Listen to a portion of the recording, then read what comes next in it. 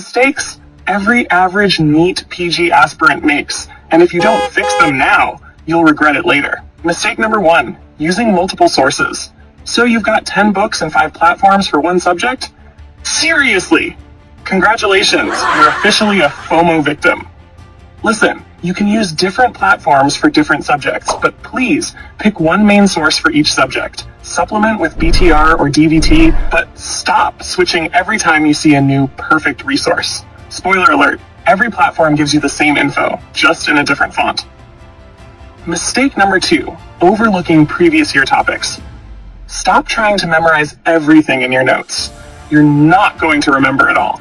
Focus on mastering PYTs and PYQs. And no, you don't need to solve every single question from a QBank. Stick to PYQs and the questions related to PYQs. I promise this will save you time and effort. Mistake number 3, not understanding the purpose of grand tests. So you're obsessed with your GT scores? Hold up.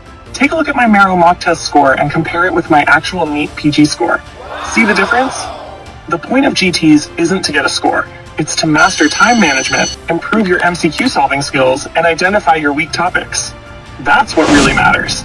More on that in my upcoming reels.